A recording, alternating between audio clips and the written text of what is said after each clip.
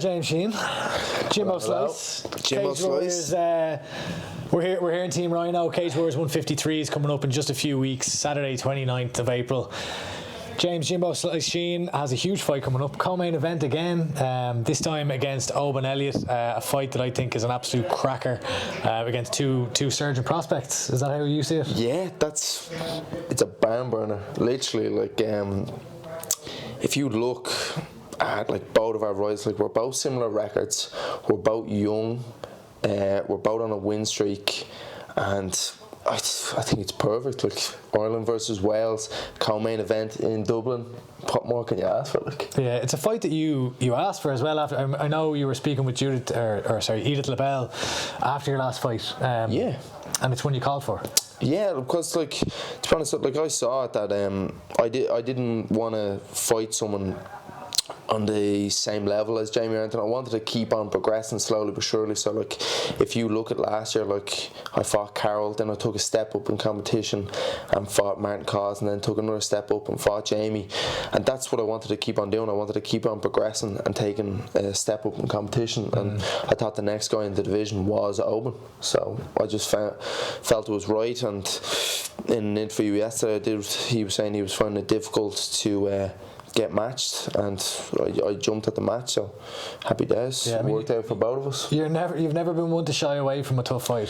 No, like nearly like not that it's been a downfall or anything, but like you have to be smart in the program, but also like you can't just be so picky and choosy with your opponents. Like you have to be able to get in there and fight everyone, because eventually you will have to fight everyone. So, but there is times that like I didn't want to jump straight from Carl Michalak to fighting someone that's going to be looking for the title. So there is a bit of method to the madness, but realistically I will fight anyone.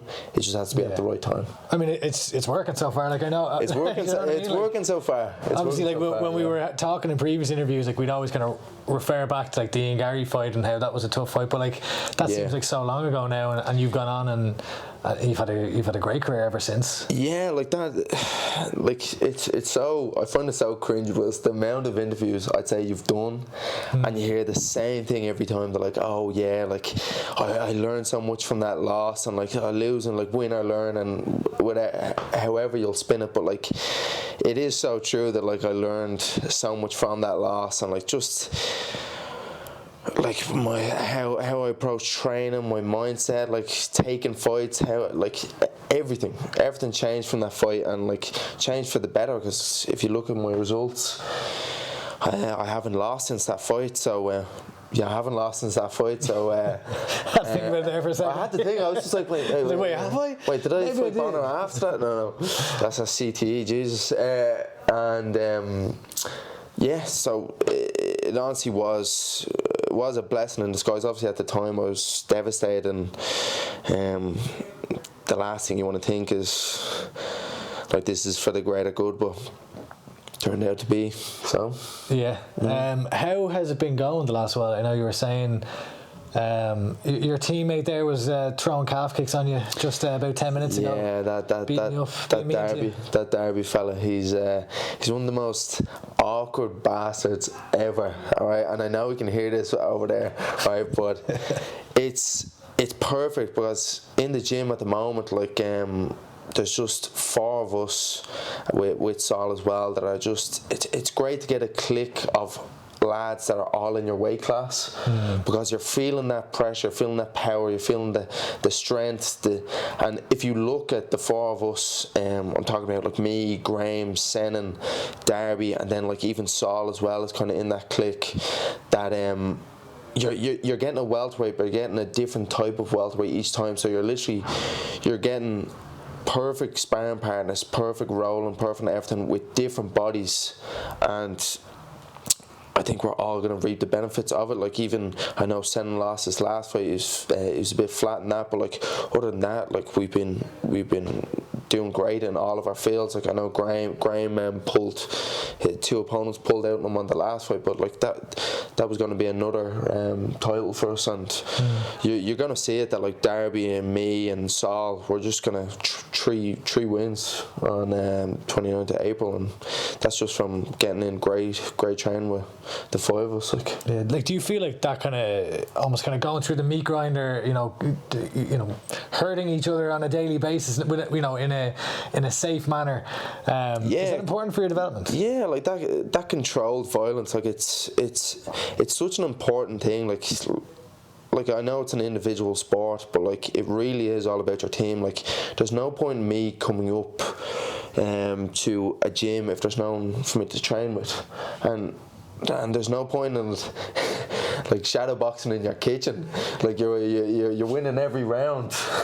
Like you need to be tested, and what better way to be tested by guys in your weight class on the same journey as you, and all on win streaks, all doing great, and like all wanting to get better, and all of us want to win, but none of us are dickheads trying to injure each other. So it's so important, and that's when you see guys like even in Sanford and May, you see that group of welterweights, and like they're killers row. They're dominating. Like even if you look at them, like I know Usman lost the belt there now, but like the reason that like Usman's down, but like you could slot Gilbert straight into that spot against Leon, and it's all from that one gym. And then you've got Vicente Luque, Shavkar Rachmanov. Yeah. The list goes on. The list goes on. So like, there's a reason why these guys are doing so well, and I think you're going to see it with our gym as well. Yeah, this fight, for a little while now, we've been looking at, you know, when I say like on the media side, I've been looking at you as like, you know, James Sheehan is one of those Irish fighters in Cage Wars who can be getting over that hump to the title shot. I think this is a pivotal fight for both yourself and Oban, in that I think it positions either of you, whoever wins, to be able to call for a title shot. Do you feel that that's what this fight kind of represents? Yeah, I think so. Like, if you look at the division, we're definitely like right up at the top. So like, I don't think anyone would argue against like whoever wins the fight getting the title shot next. So like, definitely if it's not title shot next, it'll be one more fight and then title shot. Like 100%. When you say one more fight and then title shot, though, would you expect to be fighting for a title next? Like, do you think you've earned your right if you go in here and beat Oban Elliott? Yeah, I would say I've earned my right, but I don't really like that.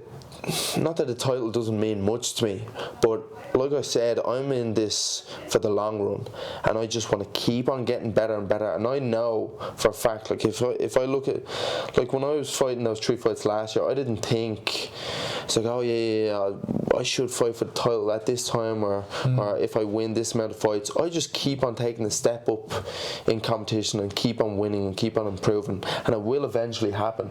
So if I look at it, if I take a step back, yeah, I should probably be fighting for the title next. But if not, if there's another guy that I think is a step up in competition or equal level in competition, I'm not far off, and I just want to keep on getting better, keep on improving, keep on winning. Yeah, fighting a guy like Oban, outside of the fight itself, he's a character. He kind of brings it. He's been saying to me he's going to ride into Dublin on horseback, and all these kind of extravagant kind of sayings he's saying. Are you familiar with him? Like, have you been on multiple cards with him or anything like that, or cross each other? No, we actually haven't crossed each other much. Like, I think the only card we fought on the same card was the last one. So like, you'll see each other at the weigh-ins, but like, I don't think we bumped into each other other than that. Yeah. Like even backstage and everything, it's kind of been like separate dressing rooms. So like, I haven't really bumped into each other. And I think like, same thing, like no matter what people say on camera and everything, like you'll like, even guys that like shit talk online or whatever, like I'm not even saying Oban, but like other guys, like most of the time backstage and everything, it's all just like a mutual respect thing. It's kind of like that's for the show and that's for the fight and that's to build up the fight, but like backstage, like we both know we're just getting in for a fight. So if guys really dislike each other, like give it 10 minutes and you'll be in to fight each other. So do you enjoy a bit of back and forth verbally or no? It's not. I'd be lying to say if it was me personally. Like I don't shit talk. It's not in me. Like I fight kind of emotionless. I don't know. I kind of just react to things. So like, I'm not saying yes or no, but generally I haven't shit talked so far. So I don't think it's in my nature. Like a lot of people have said, like even guys that I fight say I'm very respectful. Like I don't mean to come off respectful. That's just me. So I'm just reacting, just whatever. That's respectful until you're kissing your opponent while you're beating them up, is it? Oh yeah. So there you go. So like it's all about how you spin things and everything. So like that's still wild that clip is out there. I still can't believe that. That's 100% Photoshop. 100%. No, unfortunately not. Unfortunately not. What are you expecting as far as the fight itself from Oban? He's a high level guy. He's quick. He's got good hands. A few fights ago, I would have said his grappling wrestling wasn't where I wanted to be, but he's shown in the last couple of fights that he's made leaps and bounds in that. So I can't even say that like I think I have like the grappling edge, because he went out there and grappled Matt Bonner, a guy that like I grappled and lost to.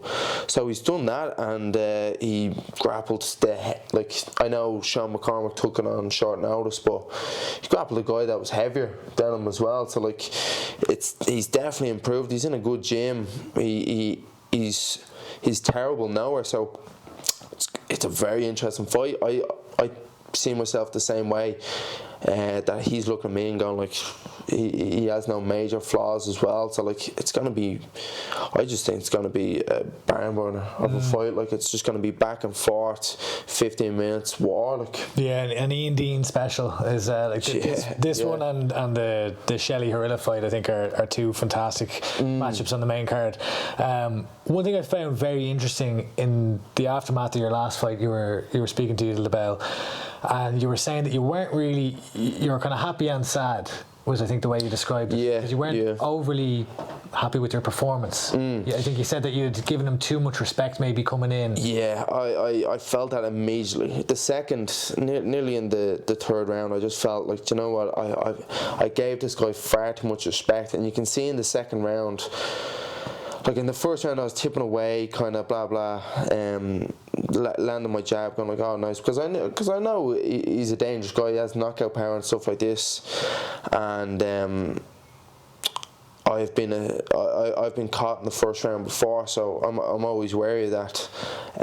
But then the second round, I felt like I was still giving him a bit too much respect. So normally in other fights, I've kind of ramped it up as I've gone on, but I kind of let him get back into the fight a small bit. And Andy was saying that to me in the corner, that like 100%, like you're better than this guy. You're actually letting him do better. On your own free will. So then in the third round I just said, right, I need to take off, and then it was nearly too late then that I was taking over too late. So yeah, like I was happy that like I stayed composed, that I was able to make those observations kind of like mid fight and see like, oh yeah, he's starting to take over, I need to change up and stuff like that. But like still I want to be putting on performances, not just winning as well. So that's what I meant. I was happy with some aspects. So like, are you taking that kind of like how are you bringing that kind of mindset, or like is there anything that any way that you're approaching this fight from a mental perspective? See as well, like I'm taking stuff from fights as well, but like every single fight is going to be different. So like I might have to take the foot off the gas at some points, or put the foot on the gas earlier on, whatever. So like obviously there's game plans I'm not going to say online, but you really have to react in fights as well. So there's things that you can take from previous fights, but ultimately it's a new scenario as well. So like It's difficult. It's difficult because, like I said, you want to take things, but like every fight is different. Every guy is new. Like even if you're Adesanya fighting Botan again, like I know you fought him 3 times before, but like you can't go into the fight thinking it's going to be the same as the last 3. So. First time fighting in Dublin as a professional, am I right? No, I fought Dylan Manning on Bama as my second pro fight in the Tree Arena. Zero research here. Yeah. yeah. But you're back fighting in Dublin now, you're looking forward to that? Back fighting in Dublin, I think that was 2018. Yeah. I think so. Almost 5 years. Yeah, like it was cool. It was cool. Like, do you like? Are you one that enjoys fighting when there's a hometown crowd, or do you prefer just kind of going away, getting the job done? I don't know. There's different. There's benefits and cons to it. Like I'll enjoy that I can do the cut at home, basically. But like when it comes to the crowd, when it comes to the crowd for the fight, it sounds so bad, but like I couldn't care for the actual fight. I zone out completely of the crowd. So whether people are cheering for me or against me, it really doesn't matter. So like obviously after the fight I'll enjoy that my friends and family are there, but like during the fight it'll make no difference. Yeah, I'm just more excited for the actual fight itself, whether it's in Dublin, Wales, wherever. Like I said, there's a few perks. The cut will be at home, and then the celebrations after will be at home. But like, I don't mind. I'm told Paul Redmond is not on commentary, so you're safe. Thank God. You're safe. Thank God. That man, first of all, I don't know why Tatami sponsor him, and I don't know why Cage Warriors employ him. He's washed up, he's done. So I'm assuming you'll be calling him out again for maybe 100%. I'll find him. Like he's not in the commentary booth. I'll find him somewhere in the crowd. Right? I'm not even having him in my corner. I'll find him somewhere in the crowd and just point out and call him out again. On a serious note, though, Team Ryano, it is a big night for Team Ryano, right? Yeah, there's of course. a good few lads. SBG have Bellator. They have whenever a Bellator show comes to Dublin, it's a big event. It's a coming out party for SBG fighters. Amazing. Do you think this is an important night for Team Ryano to kind of showcase to the Irish crowds? 100%. Like this is the first time Cage Warriors been here. Like I know they were in Cork there a few years ago, but this feels different. Like the first time they were back in the capital. Like I was at that Cage Warriors in the Helix when McGregor won the double belts, and I don't know. There's just something special about Cage Warriors in Ireland. Like I know Bellator's a great show as well, but I'm delighted to be on Cage Warriors instead. Like I just feel like it's more of a respected platform, and it's a guaranteed path to the UFC as well. I think everyone knows that because like I know Bellator is a great show, but like it's all just SPG guys on it. It's not just Team Ryano on Cage Warriors. Every team wants to get on Cage Warriors, and you can see that like how many different Irish teams are on the card.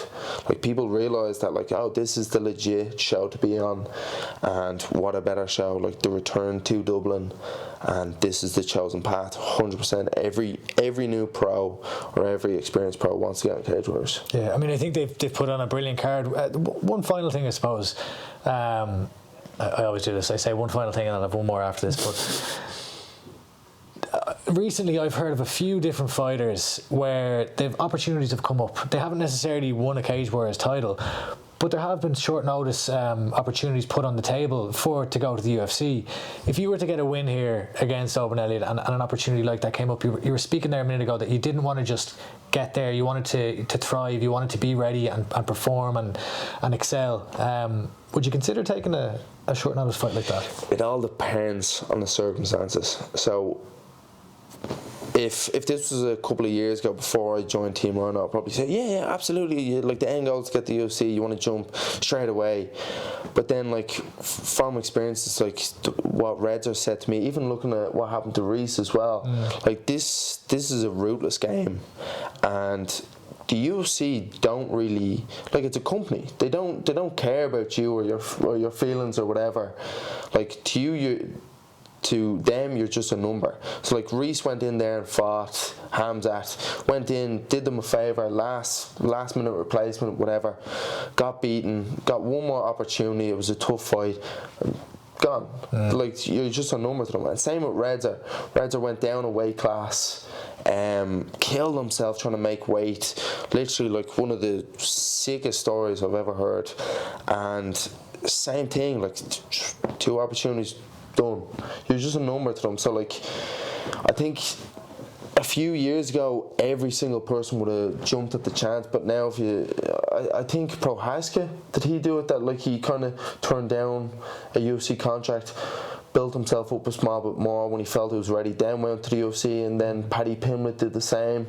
So I find you could definitely jump at the opportunity if you feel like the odds are in your favour, but I definitely think I'd consider the other path as well, because it's not always the right decision, I feel. And that's just from looking at what happened to Redzer and Reese. Like, I'm not saying it in a salty way. They're like, oh, the UFC don't care about us or anything. It's like, they wouldn't. Well, like, why would they? You're just a number. Like, it's not like you're a big draw to them. You're just in the door. Like, okay, kid, you didn't do well enough. You're gone. Maybe in a few years again. So you have to make sure that when you're in, you capitalise on those opportunities, like on your first fight. So I don't think if I was offered the same thing that Reds was offered, like a short notice thing at lightweight, I'd say no way, like absolutely no way. I'm going to lose. Like the odds aren't in my favour. I'm fighting a step up in competition, and I'm putting the odds against me at a weight class I've never fought at on short notice. You know. Yeah, no, that's fair enough. The question that I think is on everyone's mind is, are the leopard print shorts coming back? Yeah, absolutely. And it's gas. A few people absolutely hate them. Really? Hate them. Like, literally the same way that, like, what's it, like, some people even in my family, like my mum hates the sport of MMA. She's like, oh yeah, I love the way, like, you wouldn't talk a lot of trash and everything. Like, I don't like the leopard shorts. I don't feel like it's you and everything. It's like, well, what do you mean? Irish man's always love to find. Yeah, it's like, oh yeah. But like, the amount of people that just love them as well, like, I think they're fantastic. Yeah, I'll wear them. Like, maybe as well, you might get a weird thing that, like, anytime I wear the leopard shorts, I always have to kiss my opponent. So, like, fucking, you never know. Well, listen, you never know. That's a decision that you're gonna have to make when you're lying in bed at night. Stop. That's for you to make that decision. I'm not even thinking about game plan. I'm just thinking about these leopard shorts. That's it. Yeah. James Brown last time. Yeah. You James Brown walkout shoe? No. Frank Sinatra. Yeah. Bit of Frank again. Bit of Frank. Leopard print shorts and Frank Sinatra. What more could you want? What more could you want? Saturday night out in Dublin consists of. Fuck that. But look, James, I really appreciate the time. I'm really looking forward to this fight. I think it's a huge one for you, a huge one for Irish MMA, to be honest. Title ramifications on the line for the winner, in my opinion. Ian Dean has done a phenomenal job, and we've got a heap of Team Ryano lads. We'll have more. If you're watching this, tune in. We've got more interviews coming with Adam Darby and Solomon and the rest of the Ryano lads and the rest of the Irish fighters. But tune in on Saturday 29th of April, Cage Warriors 153, UFC Fight Pass. And if you haven't got a ticket, you can get it on ticketmaster.ie. James, Jimbo Slice, Sheehan, much appreciated. And thanks very much. Appreciate it.